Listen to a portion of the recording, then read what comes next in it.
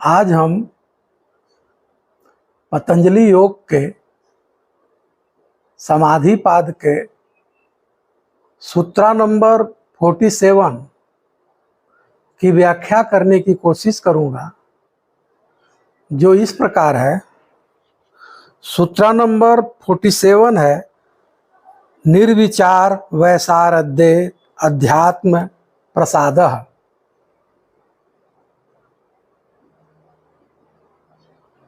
तो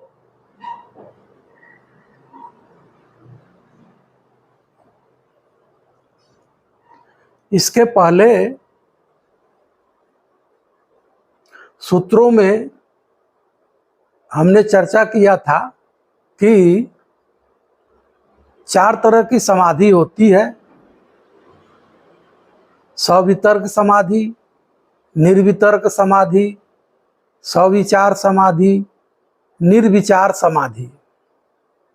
इन 4 समाधियों को मिला करके पतंजलि ने एक शब्द दिया था। वह शब्द है सबीज समाधि।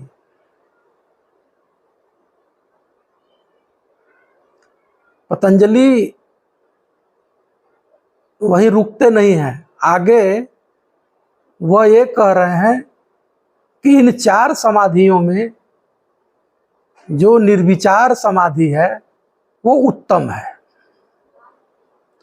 वो ये नहीं कह रहे हैं कि बाकी 3 ठीक नहीं है, वो ये कह रहे हैं कि जो निर्विचार समाधि है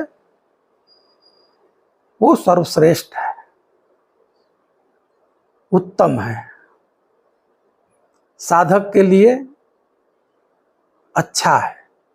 अच्छा है मतलब वह अपने स्रोत के नजदीक करीब करीब पहुंच चुका है।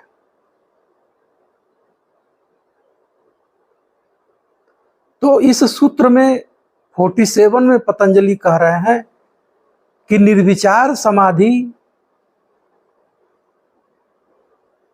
से क्या लाभ है। जब निर्विचार समाधि फलित होता है तो होता क्या है? तो यहां पे कह रहे हैं पतंजलि,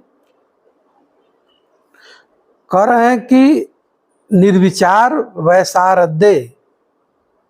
निर्विचार वैसारद्ये, यहाँ पे 2 शब्द है, एक है निर्विचार, दूसरा है वैसारद्ये। वैसारद्ये का मतलब क्या है? निर्विचार में निर्विचार समाधि। वैसारद्ये का मतलब होता है, आता है जैसे प्रवीणता, निर्मलता, ज्ञान।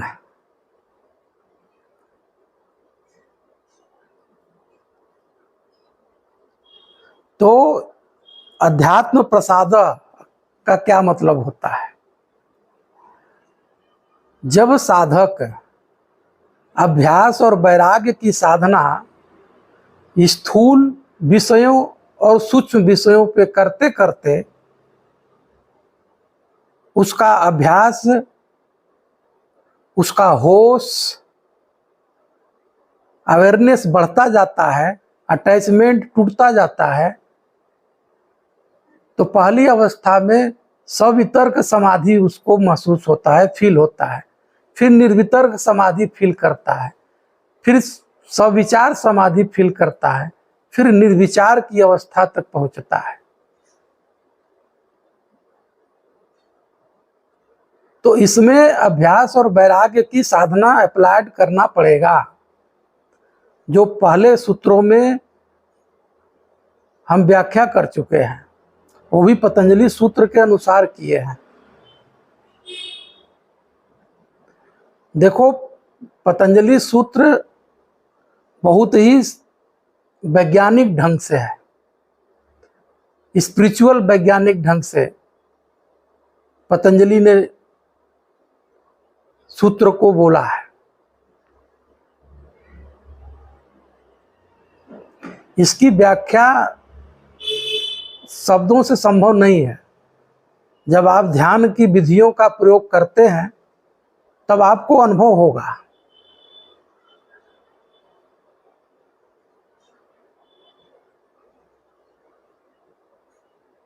तो इस सूत्र का मतलब यह है कि जब निर्विचार समाधि में निर्मलता आ जाता है, परिपक्वता आ जाता है, प्रवीणता आ जाता है, ज्ञान उपलब्ध हो जाता है, मतलब होश बढ़ता जाता है, तो वैसे ही धीरे धीरे धीरे चित्त का निर्मल हो जाता है, चित्त के वृत्तियों का निरोध होने लगता है। जब चित्त के वृत्तियों का निरोध होने लगता है और अभ्यास करते करते फिर चित्त की वृत्तियां निरोध हो जाती है, तो अध्यात्म प्रसाद, अध्यात्म का प्रसाद साधक को मिलता है। तो अध्यात्म प्रसाद क्या है? अध्यात्म प्रसाद जो है वो फल है। अभ्यास करता है व्यक्ति तो कहेगा कि हम अभ्यास क्यों करें, तो उसको फल मिलता है। फल क्या मिलता है?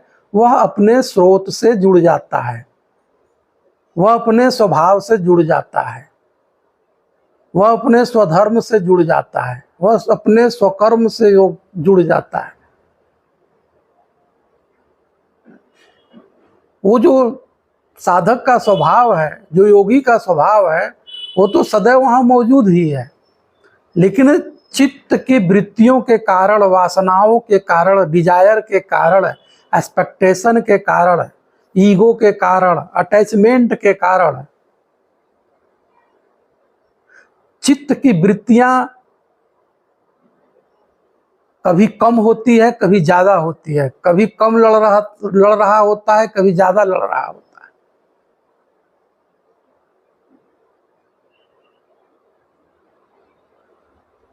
तो निर्विचार जो समाधि है वह उत्तम है। उसमें होता क्या है कि विषय की उपस्थिति एवं अनुपस्थिति दोनों डिसपियर होने लगता है, या कह सकते हैं दोनों डिसपियर हो जाता है। विचार भी डिसपियर हो जाता है, निर्विचार और मन की स्थिति भी डिसपियर हो जाता है। तो कभी कभी विचार चित्त पे बिल्कुल नहीं होते, कभी कभी विचार चित्त पे होते हैं।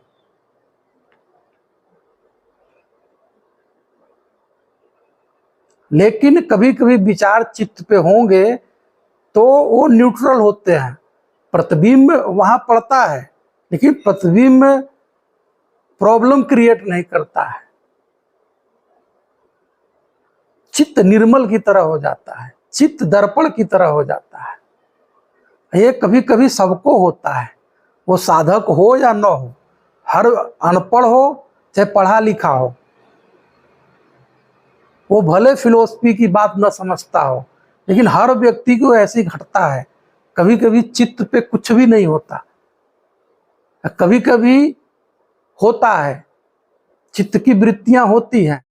तो पतंजलि इस सूत्र में इतना ही कह रहे हैं कि समाधि की, निर्विचार अवस्था की परम शुद्धता उपलब्ध होने पे प्रकट होता है आध्यात्मिक प्रसाद।